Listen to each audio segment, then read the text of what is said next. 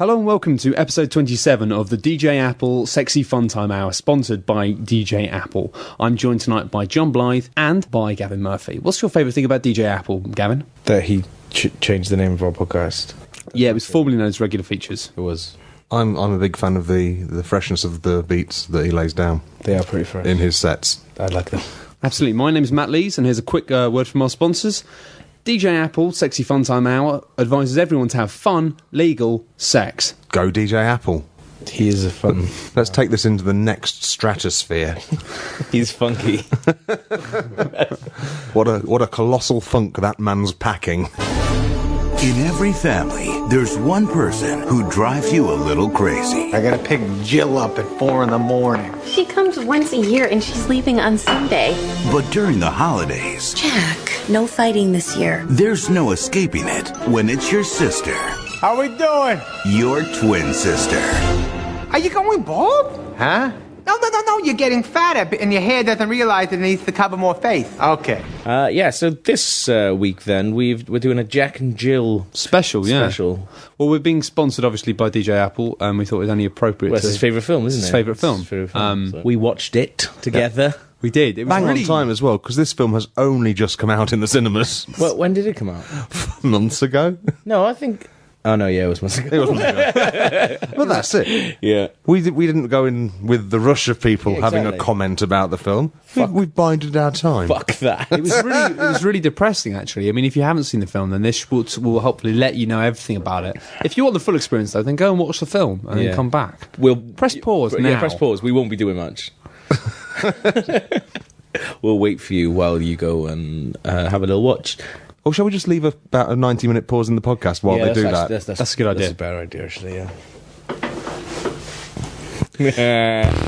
So, Gav, tell us about this film. Well, so my feature's opening things up then, because I think one of the things that if you haven't watched it, you have to watch it, because it is just fucking mental.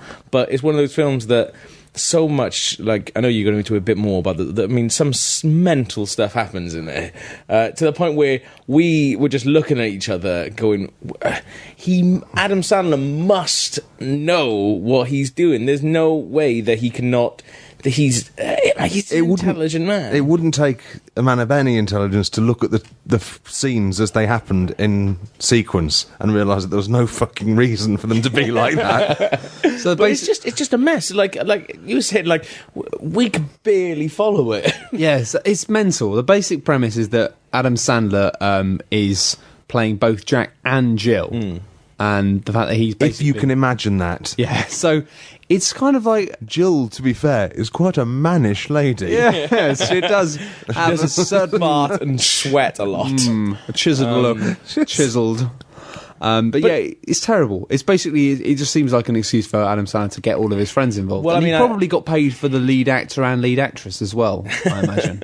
Well, he definitely got paid for being the lead actor, plus being The writer. plus being the executive It producer. was amazing. Like, what a deal. And no one It's deserves to be insane. paid for writing that film. No, like nobody. Because we said it loads when we were watching it. It's exactly like the fake trailers for his shit films in Funny People, but it's a real film. Yeah, like a 90-minute shit trailer. But that's the thing, though, because he's such a... This is my feature goes into this a little bit. So, the opening weekend is one of the... It's not considered a flop opening weekend. It's considered quite sort of... It's what they call in the biz a soft opening. Soft opening. A slow burner, destined for cult status. That sounds like a vagina. It's a soft opening. So it took $26 million in its opening weekend. Soft opening. That's Man. a soft opening. Can touch my soft opening. That's a with pretty that kind of soft number. opening. It was the lowest since Funny People, which took $23.4 million in its opening weekend. It was considered like one of the worst Adam Sandler things. He gets an average $40 to $50 million opening on any one of his films. I've done some number crunching for my. I've run them through Ziggy, and he says this doesn't make sense. But it's so the production budget of the film was around $79 million. Right. $79 million. They spent most of that on Like, wigs and dresses. Yeah, like 79. That's I'm assuming that all the Pepto-Bismol and the Sony Vios were provided for free. Yeah, absolutely. Yeah, there was only a little bit of product placement. Fucking in this film. Only A little But bit. we Oh, what you giving me heartburn here with your bullshit? Never mind, have some Pepto-Bismol. It'll sort you right out. I like the fact there was actually Thing is, a though, tray of Pepto-Bismol. that's word for word pretty much what happens in the first 40 seconds of the film. Yeah. He drinks a massive bottle of Pepto-Bismol, wipes his face with his arm, and goes, "Wow, let's get back to business." Yeah, and there's a bit at the end, like one of the, I mean, spoiler alert if you care, and if you do, fuck the you. Dunkin' Donuts But stuff. like the Dunkin' Donuts thing, that's the ticking clock mechanism that's employed. Like he's got to get he's got to get Al Pacino to star in a Dunkin' Donuts. Yes. If I don't get that Dunkin' Donuts contract, my job is not under threat. Literally, it's just another day in my work life. So that's the ticking clock. He's trying, and then at the end you get to see this Dunkin' Donuts commercial, which is awful. And Al Pacino goes, "Burn it, burn the commercial." He's like, he's watching. He must be watching the film. There's two. That's what it's so self-referential that I was really impressed by how seriously, Yeah. like De Niro took his role. I was. Al Pacino. Oh, Oh, fuck. they're all the same. Yeah. Whoa. Whoa. These stately elderly actors. I'm just going to reverse him as Robert De Niro for the rest of the podcast. But they must have had so much money But no, from he took Dunkin' it quite- Donuts to have it, because there is an advert. They show it from start to finish.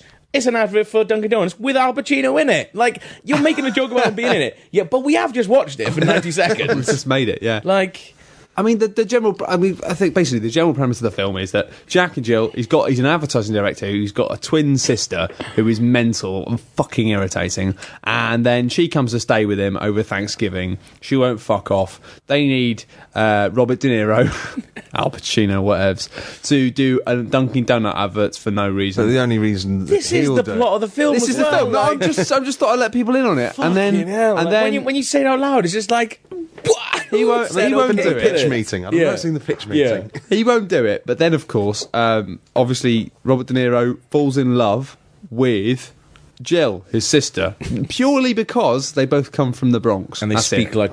That's He it. must, when he was growing up in the Bronx, he must have been fucking everything. Yeah. Oh, you're from the Bronx. Fucking hell. That's it. Yeah, that's one of the things he keeps saying. It's like, "Oh, you're from the Bronx. Let me stick it in you."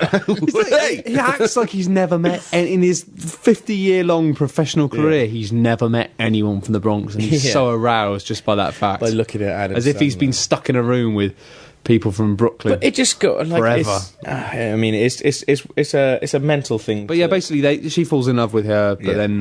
You're going to plug away at this synopsis, aren't you? Well, I just think, otherwise, what the fuck is going on? You get a bunch of numbers about a film that no one knows anything about. I have absolutely no empathy for someone who's an advertising director.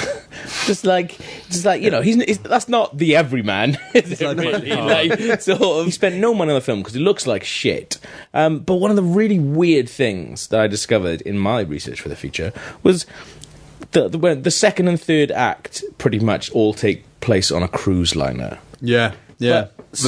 Or a brochure for the cruise company Yes, providing. completely. It's like an advert for the cruise company. But his other film that they came got out... hopscotch. Yeah. His other film that came out in 2011 is a film called Just Go With It, also directed by the same director. And the second and third act of that also takes place on a fucking cruise liner. So they were blatant the same line of cruise liners. So they were blatantly just filming What? both films. Oh, you reckon they were filming both films at the same time? They must have been. Oh man, that means basically they just having a cruise and occasionally filming things. If they were doing that, they should have spun two different cruises out of it. That's just poor blagging. Yeah. But you're right about the advertising exit. The only way they could have made it less empathetic is if they'd had a rapist who inherits vast wealth. Yeah. It's considered to be a genuine success. I'm done more number crunching. So it's $79 million to make. Again, it took 74 million in the US and another 75 million in foreign lands. So it's made a shitload of money. Wow. To put that in a little bit of context for you, I've chosen some other of my favourite cross-dressing comedies. And for the price Have you adjusted them for inflation, though? Because Tootsie would probably cost a lot more these days. That sounds like the best euphemism I've heard all day. I thought about adjusting it for inflation, but then I just thought I'm not going to fucking do that. So no, This isn't Tootsie in real terms, then. yeah. Tootsie isn't on here. Isn't it? No, there's very little production notes available for Tootsie. But Mrs. Doubtfire, another classic cross-dressing comedy. All time. Yeah. Budget 38 million, gross revenue 441 million. One of the most successful cross-dressing comedies of all time. Fucking hell. But yeah, so you could have had 2 Mrs. Doubtfires for the same price as a Jack and Jill. Well, no, I definitely had 2 of them. They were great. Yeah, you could have had 2 at the same time. Imagine that. You could have had 26 Some Like It Hots.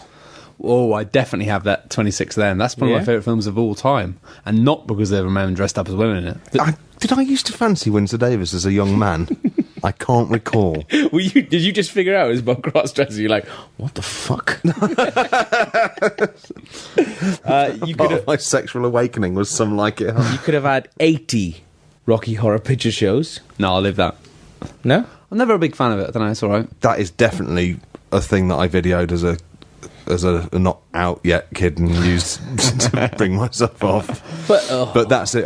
That's the only bit. I didn't enjoy the film or the moral aspect to it, which I thought was actually quite lacking. I went to see it in the theatre, actually, and it was full of people in drag in stockings and suspenders, which freaked me out initially because I was only about 11. I hate that. But I genuinely I hate don't that. mind that.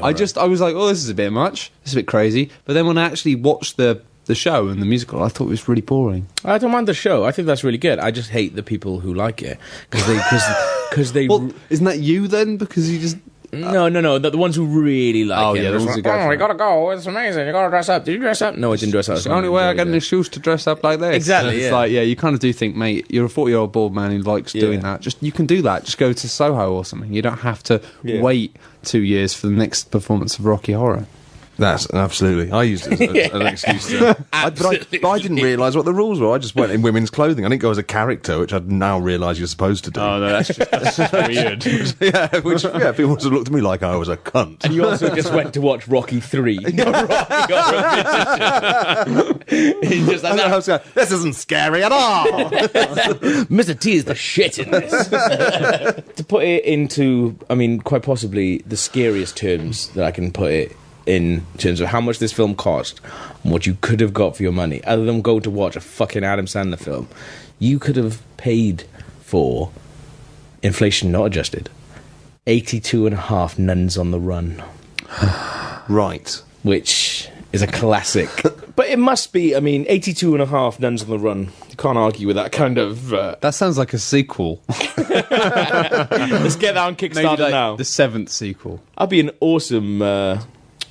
cracker in Nuns on the Run. Robbie Coltrane, that's his name. Let's go! Oh my God! And now it's time for my DJ Apple feature about Jack and Jill, which is the Let's Do the Jack and Jill movie quiz. Now, Steve couldn't make it tonight. I'm going to ask him the questions, but he couldn't make it, so I've got his answers. Steve is the one person in our group who hasn't seen Jack and Jill. Yeah. You can play along with this, and you can guess which ones you think it might be.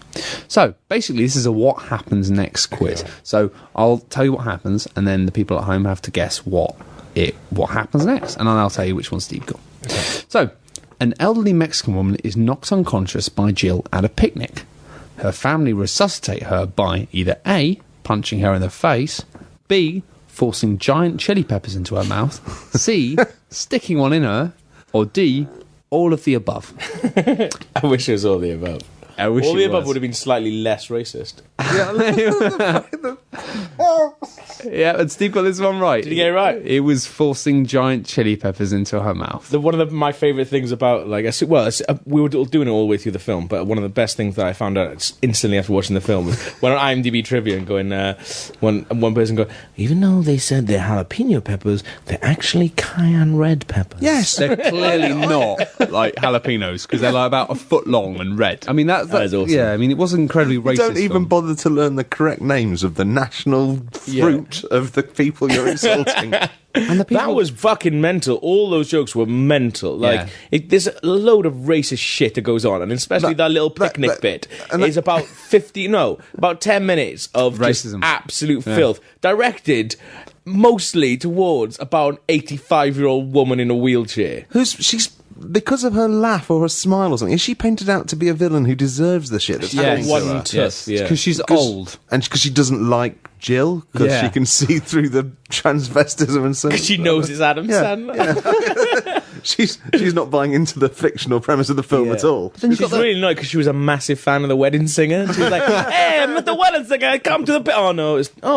But he's dressed as a woman. This is fucking bullshit. I mean, this. The main there was a Mexican character who was the gardener, and I don't think he said anything in the film that wasn't.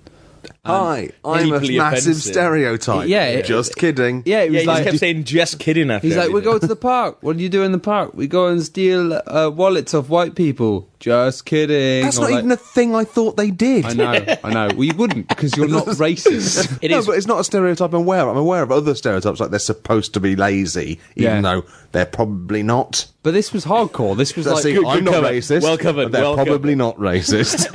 the stereotypes they were going for was we steal from white people and we're all on the run from border control, which are pretty hardcore things. But there was That's pretty in your face. pretty in your face. Anyway, next question. Robert De Niro finds out that Jill has left New York and gone on a cruise because he's in love with her, so he's upset by this. What does he do? Either A, flies to Spain in a helicopter, B, from Los Angeles, or New York. New York, isn't it? Yes, it's New York because that's why it's so inconceivable that Al Pacino should ever meet anyone from fucking Brooklyn. B, From the Bronx. The Bronx. oh my God, you're from the Bronx. I love you. Can I have a look at the titties? B, irreversibly damages his acting career. C, smashes a chair over a woman's head. Or D, all of the above. Now, Steve's gone for A, flies to Spain in a helicopter. But of course, we know that the answer is all of them. All of the above. It didn't make much sense that he flew a helicopter from New York to Spain, and it didn't make much sense that he smashed a chair over a woman's head. But actually, it wasn't a woman. At that point, it was Jack dressed up as Jill to try and woo him. But so we knew that it was a man dressed as a woman being hit over the head with a chair. But from the perspective of Robert De Niro, he still thought it was a woman, and he smashed a chair over her head. Because he went at him with a bottle. Yeah, but I mean, I still think that's a bit over the top. So far, Steve's got 1 out of 2. On to question number 3. A homeless man is eating dinner with a family at the start of the film. He later appears, either A, trying to eat a live parrot in a loaf of bread, B, trying to seduce Jill in a car park, C, dead, or D, all of the above. There is a live parrot in a... Yes, there is. Yeah. There is a moment, inexplicably... You love the parrot as well. I know. Any parrot joke that came on, Log was fucking loving it. Oh, man, but I love the Carry On tradition. Minor bird saying, showers your knickers. That is fucking class. You can't top that. The parrot in the chocolate fountain was pretty awesome. What? The parrot was having a wash in chocolate. But the best thing about that is when you start laughing, you went, oh, I'm only laughing just because it might be the real parrot. If it's not a real parrot, then it's not funny. Well, I thought... You'd already given them the laugh.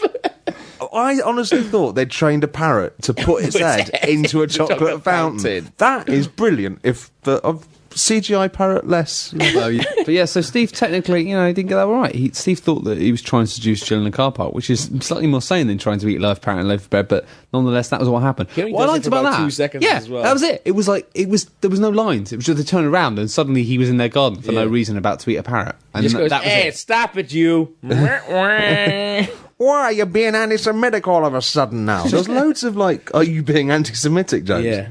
Yeah, they were trying to tick all the boxes. They had laugh at homeless people, be racist, be anti-racist, but only against the race that you are. Yeah, but also there were some they were trying to be anti-racist with the Indian boy, but we'll get to that in a minute. In the second half of the film, Jill inexplicably gains A, weight, B, new limbs, C, superhuman strength, D, all of the above. Now, Steve quite sensibly went for weight. But no, in the second half of the film, Jill inexplicably gains superhuman strength. It is not foreshadowed that she can punch men through walls. Yeah. So far, Steve's only got 1 of 4. Hopefully you at home are doing better. Question number 5. Steve is shit. Jill, I didn't want to go there, but Jill is a contestant on Wheel of Fortune. And then, I know what happens. A, she launched herself out of a swimming pool and into a tree with a jet ski. Everyone knows what this is. B, knocks herself out on nothing at all. No, he knows. C, wins all of the prizes, none of which are mentioned for the rest of the film. Or D, all of the above. All of them. It's all of the above. Yes. Yes. I will have to stop you there. Wheel of Fortune has a horizontal wheel. You're thinking this is the wheel from The Price is Right that we're talking about here. Okay, so everyone gets a free point for this one because I got it wrong. So 3 points. Get your exercise book out and give yourself a free point. But it was all of the above because, yeah. I mean, we kind of worked out afterwards the jet ski scene, which Log was mentioning earlier. It's fucking amazing. It was amazing. What is that broad doing now? Oh, she's in your swimming pool with a jet ski. And then she did she did this thing where she went really under, then came out like some fucking Mario Sunshine there. And flew into a tree. Oh, it sounds so good when you describe it. Yeah, but it's quite clearly all CGI. And it's just this, a jet ski doing backflips with a big fat Adam Sandler on the back of it, while some kids run around going, "Daddy!" And he's just here going, "God damn you, Jill." I swear those kids Such a bane of my life, Jill. Always coming in my pool with a fucking jet ski, jumping in my trees. This isn't orthodox, Jill. Last question. Sorry. Jack's adopted Indian son is super smart, but I know slightly this one. strange. You might know the answer to this one. What can he be seen doing throughout the film? A, inexplicably singing in German at any opportunity. B, sellotaping live animals to his semi-naked body. C, making painfully racist jokes. Or D, all of the above. And Steve, I forgot to mention, Steve last time went for C, wins all the prizes, none of which are mentioned for the rest of the film, which was wrong again, Steve. God. And for this one, he's gone for all of the above, which actually I think would have been better if all of the above was true in this case. Well, at least they would have used the little kid a little bit more. Yeah, but as it was, as has been, as you may have noticed, the answer is that yes, he sellotapes live animals to his semi-naked He doesn't body. just live something. It Well, everything to his Well, no, but it starts off being everything. So at the start, he does the kind of Dalek thing with the pepper grinder. But then for most of the rest of the film, you see him with a parrot taped to the bottom of his back. You see him with Does he have a lobster on his back as well? Yeah, a lobster over his shoulder. It's mostly animals. Are we missing a joke? I feel like we're missing a joke. No, there was no joke. It was just that he tapes things. Is there a to racist himself. joke? I don't think it's racist. I think his whole purpose in the film was that, as the kind of, I'm not racist, I've got an Indian boy in my film. I think that was it. That was like his role. Because there was a deleted extra act where he just made a load of Indian jokes. And he was just like, well, I can't be racist. Look at this fucking little kid. Happy as Larry is. The lobster strapped to his face. Tell him I'm not racist. He's not racist. No, See, the look. subtlety. Yeah, so congratulations if you got, I think Steve got 1 point in the quiz. Fucking awesome. I'm happy with that though, because Steve has a tendency to see what I'm doing and to be like, oh, I know what you're doing with this, and get all the answers right because he's foreshadowed it. He would have tried to deconstruct it, wouldn't he? Yeah, he loves a bit of deconstruction, but he hasn't managed to, on paper, with a pen, saying circle the right answers, he's deconstructed fucking nothing. He's got Deconstruct this. one Fucking Hogarty. 1 out of 6. So if you got more than 1 out of 6, You're give better, yourself Steve. a pat on the back from us and everyone at DJ If you got Apple. more than 1 out of 6, get in touch and you can have Steve's lucrative DJ Apple money. Yes, you can, actually, yeah. If you can prove to us that you got the answers all right, then do let us touch and we'll give you some DJ Apple money. And has DJ Apple got a current EP out that we can...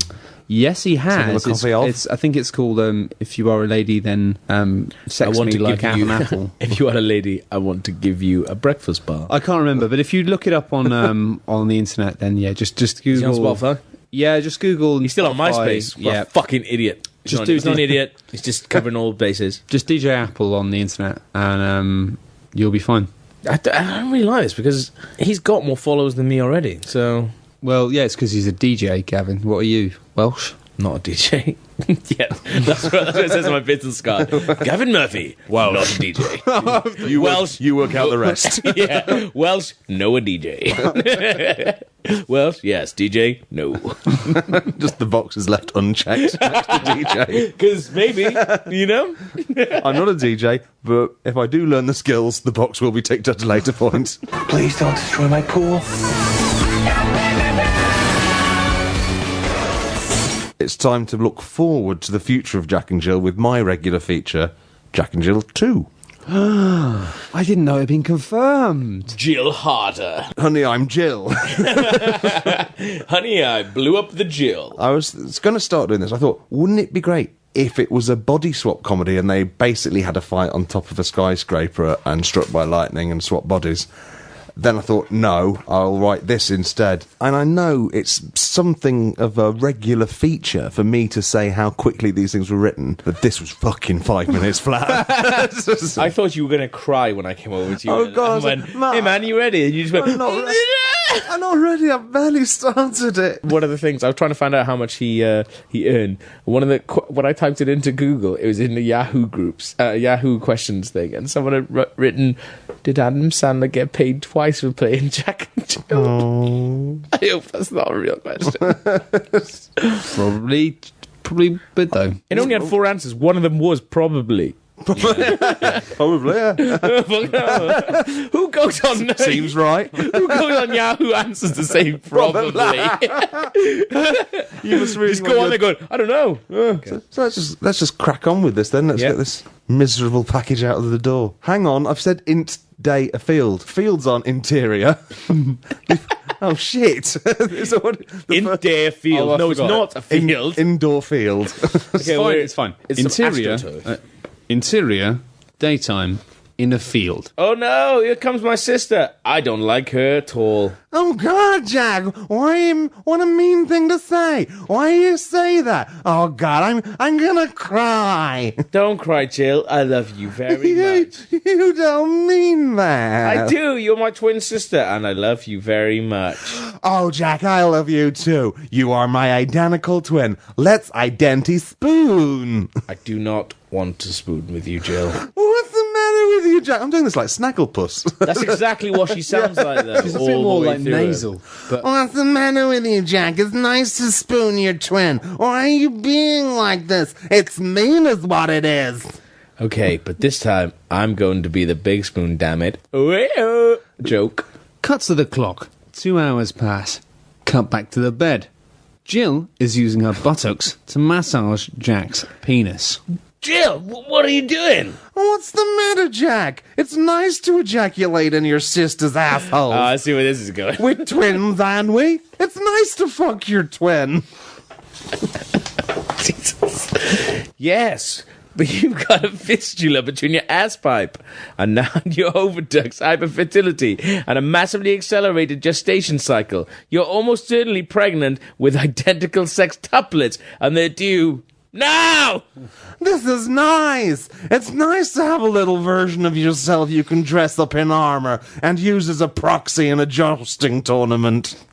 You've been reading Game of Thrones. I have been reading Game of Thrones. Well, okay, but I'm... Well, that's a missed line there. Well, okay, but I'm not convinced this is the best course of action, is what you should... Well, okay, but I'm not convinced this is the best course of action. Scene 2. In the garden. You've ditched the int or x there. You're just like, well, I got it wrong once. Not going to change it, so I'm not fucking doing it.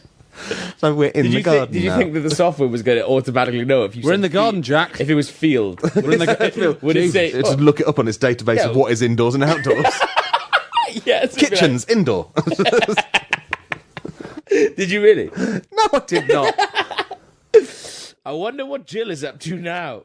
Cut to Jill. She is driving a Boeing 747. Boeing! Boeing. A Boeing. Those famous 747. bouncy aeroplanes called Boeing 747s. All right. Cut to Jill. She is driving a Boeing 747 along an American motorway. Sing it. I'm the one and only. What? Why get out of my way, you stupid cars! Why are these guys on my runway? I'm trying to get to Albuquerque here. Scene 3. In the house.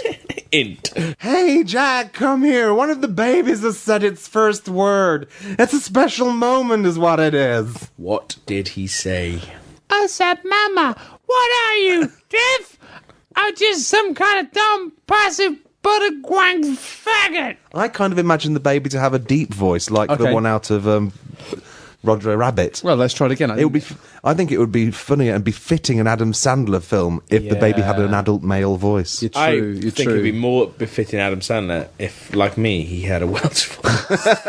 And basically sounded exactly like me. I'll do it again. I'll resent you for lack of original direction, but I'll do it again. Whoa. I'm joking. Just do it. I said, Mama, what are you, deaf? Or just some kind of dumb, passive, butter-wank faggot?